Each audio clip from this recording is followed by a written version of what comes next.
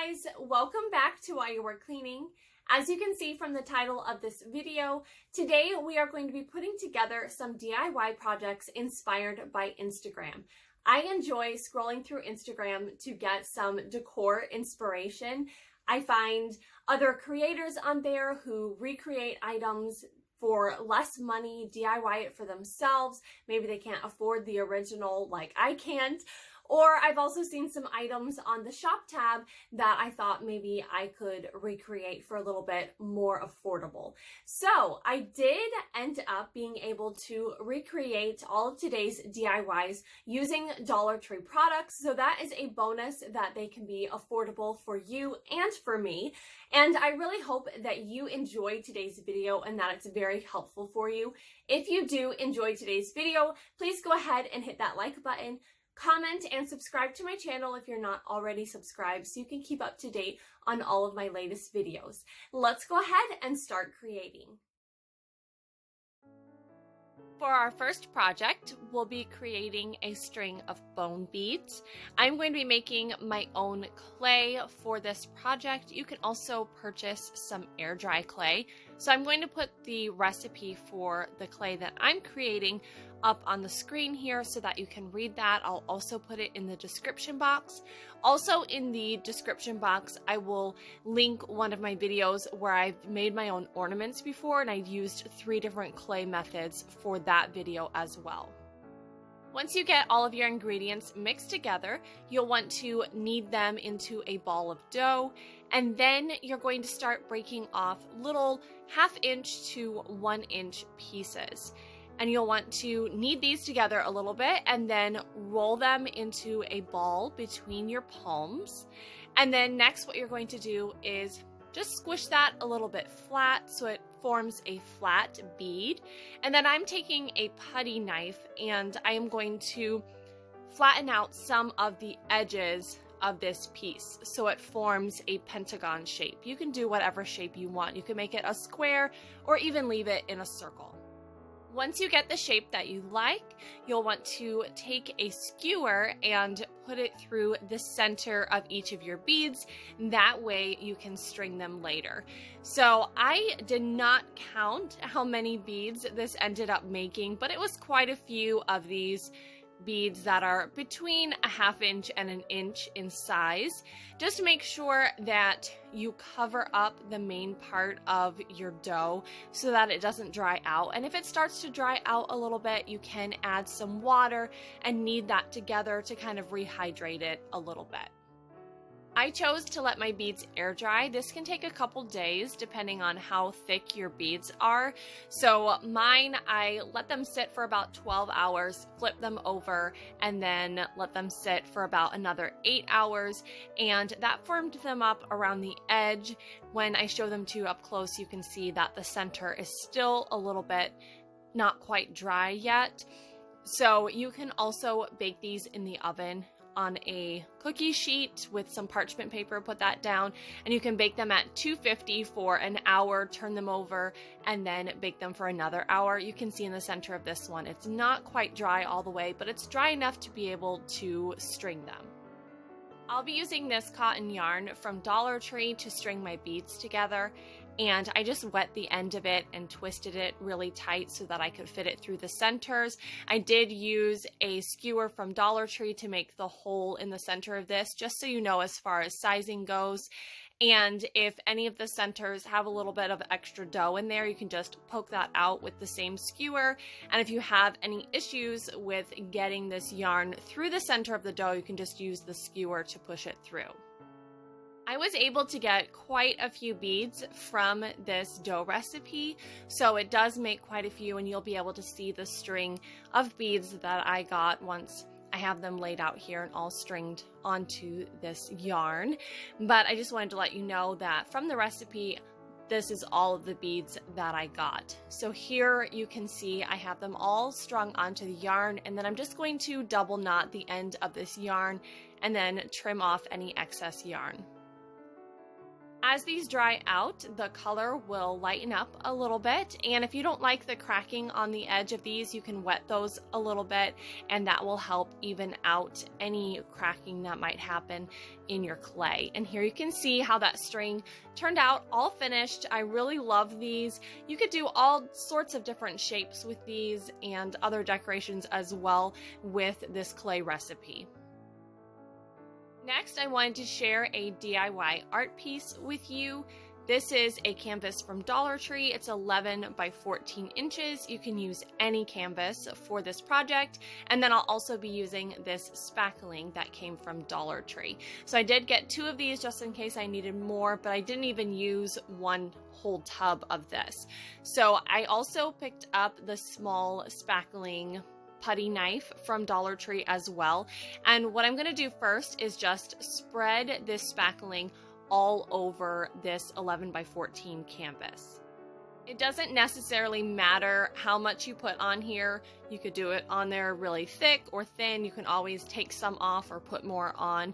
So there's not really any method as far as that goes. I just wanted to get a layer covering the entire canvas first before I started making a design on the canvas.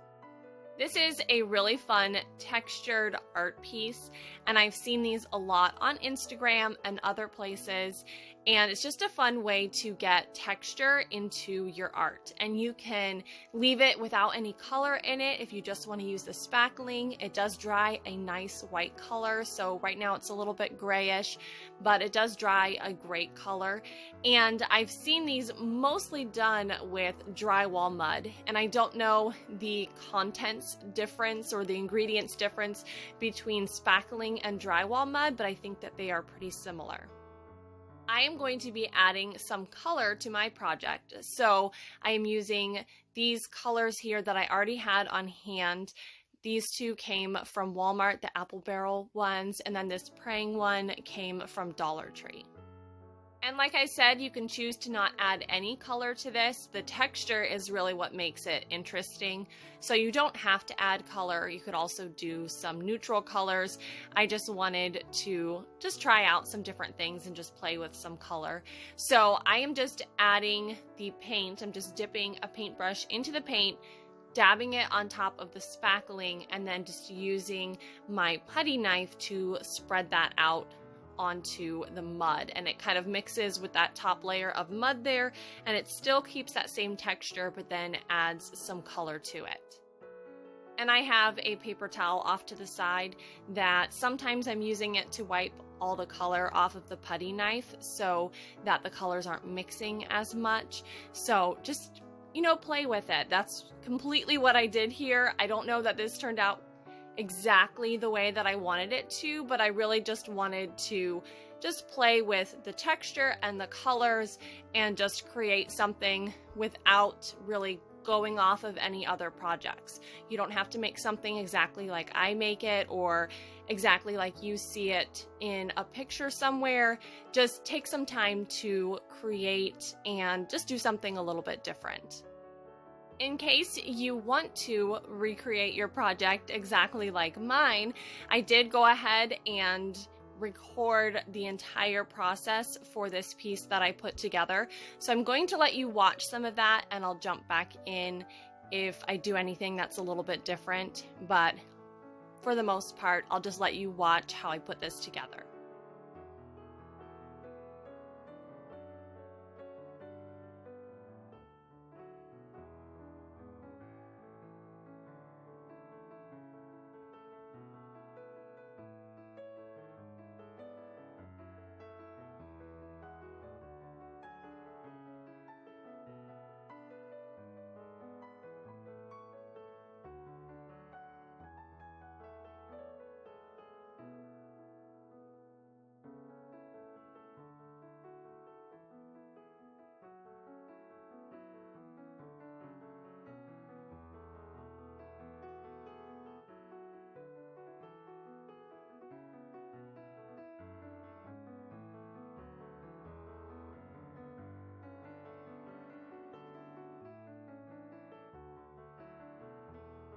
With my teal paint, I wanted to do something a little bit different, so I dipped the end of my putty knife into the teal paint, and then I pulled it through the putty on this canvas. So it does make a groove in the putty, and then I just kind of filled that in with that teal paint. And I just used the putty knife for this whole thing, didn't add a paintbrush or anything. I didn't need to use that at all because it does just kind of stick to the end of the putty knife and make a straight line.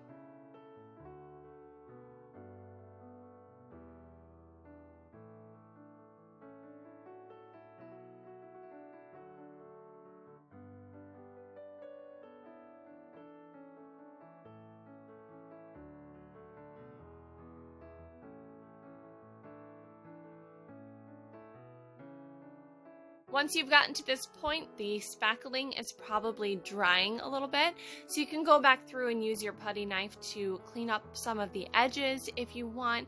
If there's some of those ridges that are a little bit higher, or if the color is going into places that you don't want it, then you can just pick it off at this point.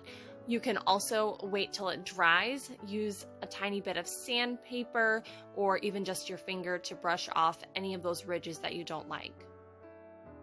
Here is how my finished canvas turned out, and this is after all of the paint and spackling has dried.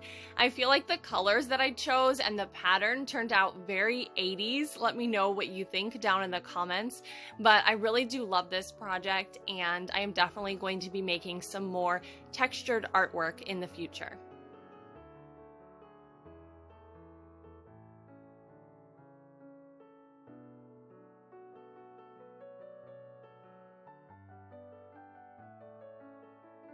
The last project today is one of my favorites, and I used these tapered candles that come in a 2-pack from Dollar Tree, and I just went ahead and got a couple packs of those in this white color. They also have a cream and a red. Those are the only other colors that I've seen, and you'll want to put them into a container of hot water. I just ran my tap water as hot as it would go and then put that in this container. I didn't boil water or anything. And if you decide to do more than one color, I would suggest just doing one color at a time in your water. Otherwise, the wax might come off on each of your candles to another. So you'll just want to keep testing your candles to see how they bend. And then once they get to a point where they're flexible, then you can just start bending your candle into whatever shape that you want. And if you Google twisted candles, you can see all sorts of shapes online. One suggestion I have for you is to keep your candles in the hot water as you're still working with them and bending them, because I broke this candle. So you can see here, I was trying to bend it too much after it was out of the hot water, and I ended up snapping it in a couple places. I did 4 different designs with my candles, so I just wanted to show you how I did each of those. But like I said, you can find lots of inspiration for twisted candles online, on Google, on Instagram, on Pinterest. There's lots of ideas out there. These candles were surprisingly easy to bend. The wax really, it just got to the perfect consistency to be able to twist and bend the candles, but the wax wasn't falling off or melting off at all. It still stayed together enough. So it is pretty pliable still once you bring it out of your hot water. So you just want to kind of blow on it to make sure that everything stays the way that you formed it, so that it cools off a little bit after you bring it out. Also, make sure when you bring them out that you set them down on a flat surface and press down on them a little bit.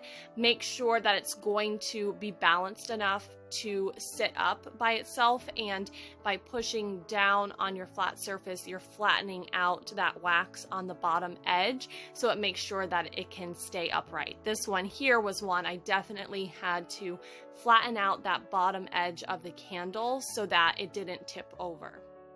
I really love how these candles turned out. I really want to try some in some different colors as well, maybe from a different store besides Dollar Tree. And I've seen these sold for upwards of $40 each candle, and mine were 50 cents each. I really hope that you have enjoyed today's Instagram-inspired decor projects.